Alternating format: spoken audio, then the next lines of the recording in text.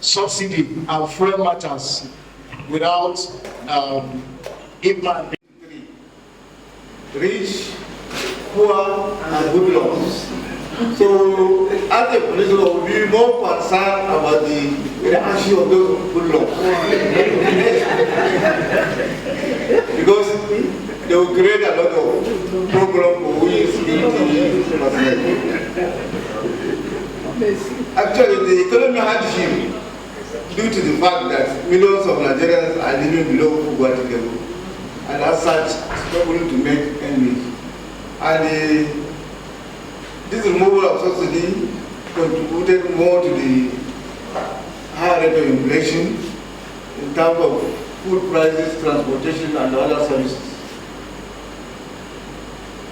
Despite the hardship being experienced by citizens, they still need to go about their local businesses, and the police is assured the populace the safety over their lives and the properties. So, taking cognizance of the reaction that may come as a result of this removal, the police has to prepare. There may be a lot of protests here and there, though we believe it will be a peaceful protest, but we cannot stand at it because there may be some good law that may hijack any peaceful protest, and police have to come in. So, any organization trying to make any peaceful protest, there's need for police to be informed, at least provide the security cover for the protesters themselves and any incursion by the hoodlums. So police will take care of that.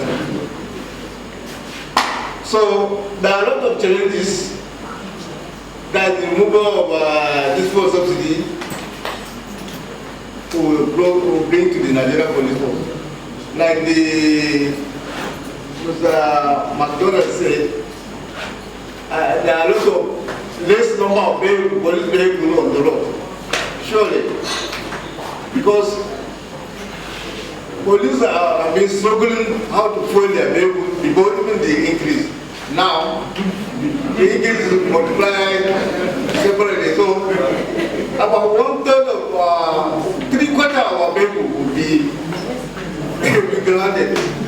Because with this increase of fuel, there's no any increase of our funding on how to buy the fuel. Like I just saw police vehicles, I think it's trending in social media that they are buying 1 liter of fuel to put together with food to get. So it has reached that level.